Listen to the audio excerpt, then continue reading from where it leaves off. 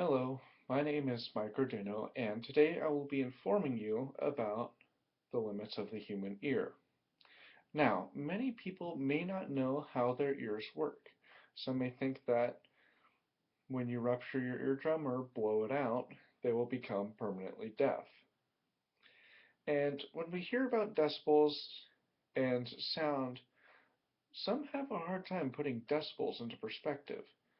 So I'll also clarify that, but first I'll explain how the ear works.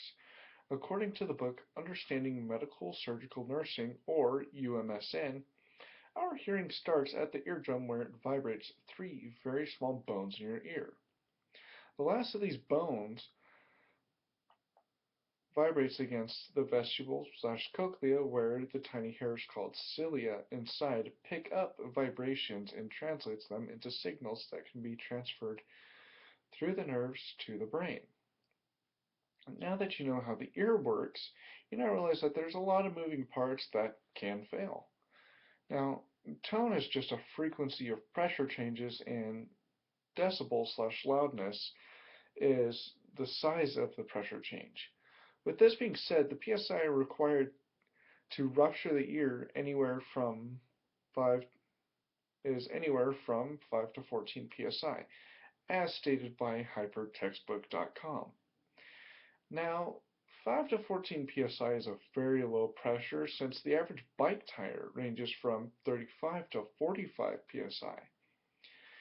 You can rupture the eardrum, damage the cilia, and even break the bones in your ear. Now, knowing this is great and all, but what sound should you be concerned about?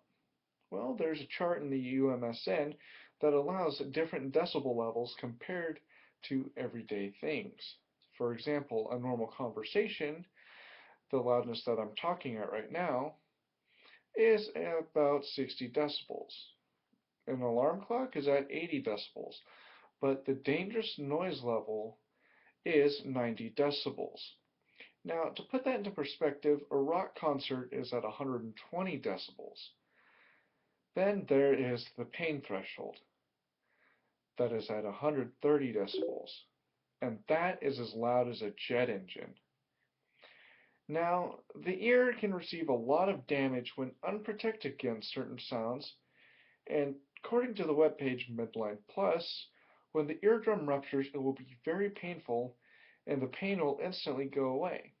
Your ears may also bleed or drain some form of liquid and will ring for a little while.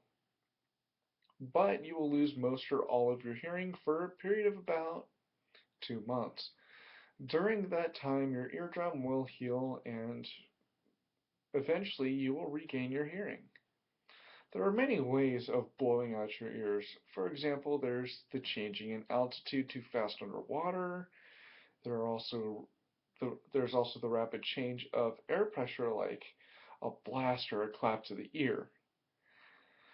There's also the damaging of cilia by loud noises. Your ability to hear depends on how much damage they have sustained. You may hear only certain tones since the specific cilia may have been damaged. So you won't be able to get your hearing back at all, at least the tones that damaged the cilia, the tones that the damaged cilia would have processed.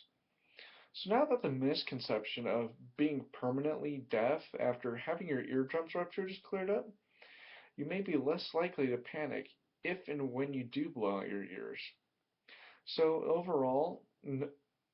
overall sounds, no matter how common, they may be dangerous to your hearing. So now that you know that, you may be mentally prepared for if and when it happens. Thank you.